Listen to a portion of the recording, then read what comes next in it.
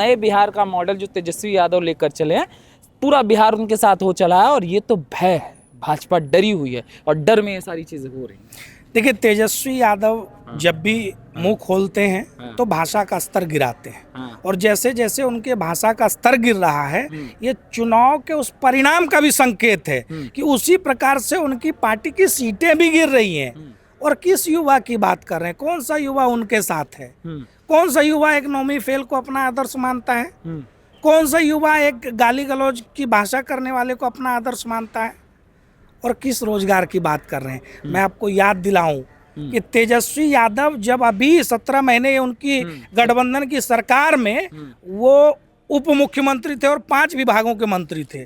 5 विभाग में तेजस्वी यादव ने बतौर मंत्री एक नौकरी नहीं दी। बतौर मुख्यमंत्री, उप मुख्यमंत्री और उस विभाग के मंत्री, उन्होंने कोई एक नौकरी दिया हो, कोई एक रोजगार दिया हो तो बताएं।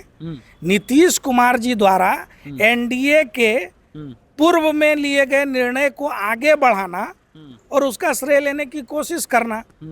लोग जानते हैं इनका चरित्र क्या है। सर्टिफाइड भ्रष्टाचारी है इनके पिताजी, और इनके ऊपर आरोप है कि ये नौकरी देने के बदले जमीन लिखवाते थे। तो इनका चाल चरित्र चेहरा स्पष्ट है, जिनके कारण बिहार में लाखों व्यापारी पलायन कर गए, जिनके कारण बिहार के गरीब से गरीब मजदूर रिक्शा वालों को पलायन करना पड़ गया था, जिसके कारण मॉर्टिन चॉकलेट से लेकर के तमाम चीनी मिल, तमाम जूट के मिल, जूता कारखाना, किस किस का नाम गिनाऊं, पूरे बिहार से कारखाने बंद हो गए। उद्योगपति, व्यापारी, दुकानदार भाग गए क्योंकि किसी को भी पकड़कर उठा लिया जाता था। अपहरण नाम का उद्योग चलाने में लालू प्रसाद और उनके परिवार के लोग माहिर हैं। जो सरकारी मुख्यमंत्री आवास में बैठकर वसूली करते थे, कितने अपहरण की रकम लेनी है, कितनी फिरौती लेनी है, ये मुख्यमंत्री दरबार में आवास में तय होता था। इसका अनुभव उनको है, यही वो कर सकते हैं। वो हर युवा के हाथ में कट्टा देकर के अपहरण उद्योग चला सकते हैं, इससे अधिक उनकी योग्यता नहीं है। मगर इस पे विप्लव जो आप कह रहे हैं, इस पे भी आरजेडी के लोग ये कहते हैं लॉ एंड ऑर्डर की समस्या किस राज्य में नहीं थी और कब नहीं थी। हमारे में भी थी, इनके में भी है, और इनके में तो कहा जाता है कि अब तो जंगल राज जिसकी बात करते हो तो नीतीश कुमार स्वयं दिखा रहे हैं लोगों को। बार बार तेजस्वी यादव इसी चीज़ की चर्चा करते हैं और कहते हैं कि लॉ एंड ऑर्डर की समस्या थी, मगर इसको तो भाजपा और भाजपा के तंत्र ने इस तरीके से बढ़ा चढ़ा कर दिखाया कि आज ऐसा लगता है कि लालू जी आएंगे तो पूरा बिहार खा जाएंगे, तेजस्वी आएंगे बिहार खा जाएंगे, मगर ऐसा कुछ था नहीं। मैं उनसे पूछना चाहता हूँ कि पिछले 20 साल में 5 माफिया का नाम बताइए जो बिहार में पैदा हुआ। 5 ऐसे किसी बड़े आपराधिक गिरोह का नाम बताइए। 5 क्या, मैं कहता हूँ एक किसी बड़े आपराधिक गिरोह का नाम बताइए जो इन 20 सालों में पैदा हुआ, सरवाइव कर गया, अभी काम कर रहा है। इनके शासन, अंतर यहीं पर होता है। दुनिया में अपराध कहीं भी हो सकते हैं। बहुत सारे ऐसे अपराध हैं जो निजी रंजिश में और बाकी चीज़ों के कारण होते हैं, तो उसको प्रिवेंट नहीं किया जा सकता है, पहले से रोका नहीं जा सकता है। लेकिन होने के बाद अगर अपराधी को बचाया जाए, होने के बाद अपराधी को संरक्षण दिया जाए, सरकारी तंत्र उसके बचाव में खड़ा हो जाए, तो इसको जंगल राज कहते हैं। जब सरकारी तंत्र, जब पुलिस वाले माफिया के साथ मिलकर काम करने के लिए मजबूर थे क्योंकि उनको पॉलिटिकली प्रेशराइज किया जा रहा था, या पुलिस वाले आंख मूंद करके माफिया को छूट देने पर मजबूर थे। किसी का मजाल था कि शहाबुद्दीन के सामने आंख उठा करके देख ले, किसी का मजाल था इनके समय में एक एक जिले में 5-5 बड़े माफिया, बड़े गुंडे इनके लिए वसूली करते थे, इनका धंधा चलाते थे, इनके लिए ठेके पट्टे का काम करते थे, और उस पूरी वसूली का पैसा जो है वो अपहरण से होने वाली वसूली का पैसा राज दरबार में तय होता था। इनके माता पिता का शासन था। आज अगर कहीं पर कोई अपराध है, 24 घंटे के अंदर त्वरित कार्रवाई है, पुलिस FIR भी दर्ज करती है, आरोपियों को पकड़ती भी है, और जरूरत वैसी घटना हो जाए तो इनकाउंटर भी करती है, उसके लिए भी रुकती नहीं है। अगर अपराधी गोली चलाएगा तो इधर से भी गोला चलेगा, गोली चलती है। अभी आपने देखा पटना में एक व्यवसायी से जुड़े हुए एक अपराधी का इनकाउंटर में मौत हो गया। तो पुलिस कार्रवाई करती है और कहीं पर पुलिस पॉलिटिकल प्रेशर में संरक्षण करती है। ये अंतर है, और इसी कारण से हाई कोर्ट ने कहा था कि ये जंगल राज है। शहाबुद्दीन का आतंक हो या लालू के सालों का सुभाष और साधु यादव के आतंक को बिहार भूला नहीं है। लालू के बेटी की शादी थी तो शोरूम से गाड़ियां लूट ली गई, शोरूम से सोफे और कुर्सियां लूट ली गई। इस प्रकार के शासन को आप आज नीतीश कुमार के शासन से तुलना करेंगे, एनडीए के शासन से तुलना करेंगे। तेजस्वी जी ये सब भटकाव और ये सब बहरूपिये का जो आप ढोंग कर रहे हैं, ये सब नए लोगों के सामने आप कर सकते हैं, लेकिन अभी बिहार में बहुत बड़ी आबादी है जिसने जंगल राज को देखा है, भोगा है। वो उन बच्चों को भी बताने का काम हम कर रहे हैं। अगर नई पीढ़ी का कोई व्यक्ति जंगल राज नहीं देखा है तो उसको हम बता रहे हैं कि तेजस्वी के 17 महीने का रिकॉर्ड देख लो। ये तेजस्वी जब जब सत्ता में भागीदार हुआ, अपराध बढ़ने लगा, क्योंकि अपराधियों को महसूस होने लगता है कि हमारा संरक्षण करने वाला सरकार में भागीदार है। ये जो मनोबल है इसको हमने गिराने का काम किया है और हमारी सरकार में पुलिस को पूरी छूट है।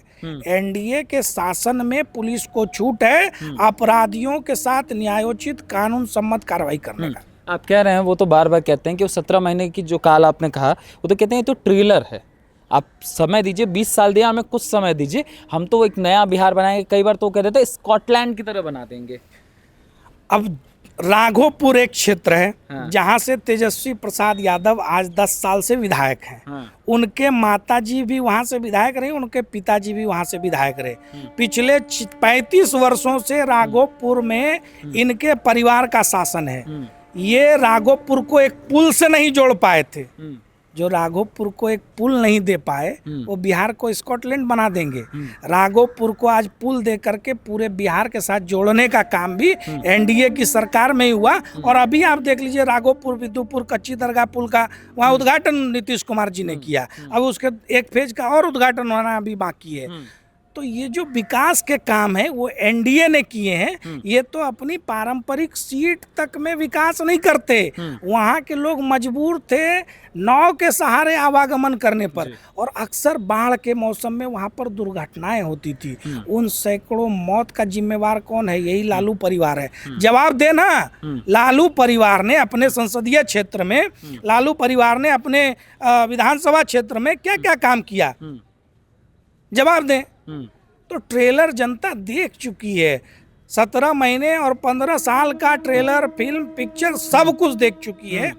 एक व्यक्ति जो सामाजिक न्याय के नाम पर, गरीबों के अधिकार के नाम पर आया था सत्ता में, वो आज किस प्रकार से भ्रष्टाचार, वंशवाद और तुष्टीकरण की भेंट चढ़ गया। ट्रेलर तो आप लोग टीएमसी को भी दिखा रहे हैं। दीदी बार बार कह रहे हैं बिहार को ट्रेलर है, पिक्चर तो बंगाल में लोग दिखाएंगे। बार बार वही कहा है, टीएमसी भी ये दावे कर रहा है कि इस देश में क्या मुसलमान ही रह गया बार बार अग्नि परीक्षा देने के लिए। सीए के नाम पर अग्नि परीक्षा, इंटेंस रिवीजन के नाम पर अग्नि परीक्षा, बार बार मुसलमान दे इस देश में। भारतीय होकर के सोचें, उनको मुसलमान क्यों दिखाई पड़ रहा है? रोहिंग्या में, बांग्लादेशी में, पाकिस्तानी में। अभी ऑपरेशन सिंदूर के बाद आपने देखा किस तरह से देश में पता चला कि कई लाख पाकिस्तानी यहाँ पर छुप करके बैठे हुए हैं। वोटर भी थे, आधार कार्ड भी, सब कुछ। तो ये बगैर स्थानीय प्रशासन और स्थानीय राजनीति के, देखिए वोट बैंक का जो बीमारी नेहरू जी के समय में पैदा हुआ है ना, वो नेहरू जी ने ही इस देश को इस वोट बैंक की बीमारी के गर्त में धकेला।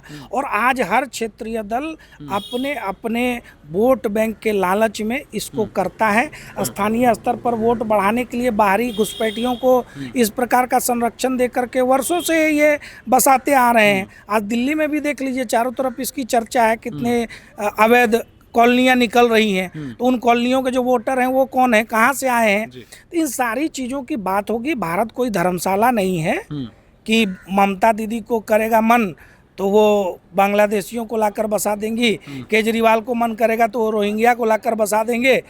ठीक है, अपने समय में उन्होंने बसाया, लेकिन इस देश की संस्था का, इस देश के जो सुरक्षा एजेंसियां, उनकी अपनी जिम्मेवारी है और वो उसको पूरा करेंगे।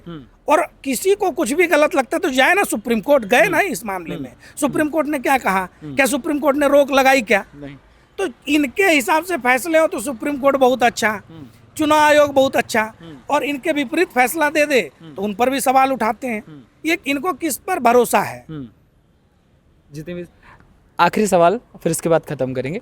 एनडीए को क्यों वोट दे और आरजेडी और कांग्रेस गठबंधन को क्यों वोट ना दे?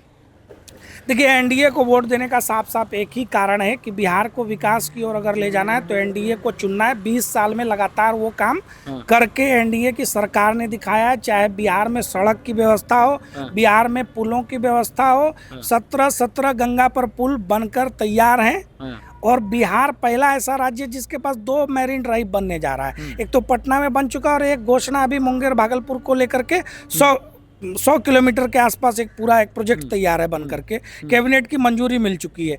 दूसरा, हर घर को जो बेसिक सुविधाएं चाहिए, बिजली, पानी, शौचालय, नल से जल, गैस का कनेक्शन और आयुष्मान कार्ड बिहार में रिकॉर्ड स्तर पे उसको भी किया गया है। तो सारे ऐसे काम जो एक गरीब व्यक्ति के जीवन में होना चाहिए, और खास करके सामाजिक सुरक्षा पेंशन को 400 पहले मिलता था, उसको बढ़ा करके 1100 कर दिया गया। ऐसे तमाम कार्य और आने वाले समय में जो 1 करोड़ नौकरी और रोजगार के वादे को नीतीश कुमार जी ने एक विशेष समिति गठित करके जनता के सामने रखा है, और जिस प्रकार से रिकॉर्ड 5 वर्ष के समय में 10 लाख नौकरी और 49 लाख रोजगार हमने देने का काम किया है, यही काफ़ी है हमको जनता के बीच में जाकर वोट मांगने के लिए। और रही बात आरजेडी और कांग्रेस की, तो इनके वादे पर यकीन कौन करेगा?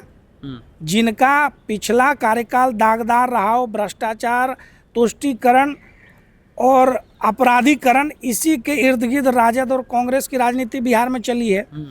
इनके शासन में जंगल राज आना तय है। इनके शासन में एक जाति वर्ग विशेष का मन बढ़ना तय है। पुलिस के ऊपर अंकुश लगना तय है। अपराधियों का संरक्षण तय है। बालू माफिया, शराब माफिया और भूमि माफिया का तांडव तय है। ये सारी बातें जब जनता जानती है तो खुद क्यों वो विकास को छोड़कर विनाश को चुनेगी। चलिए, बहुत बहुत धन्यवाद।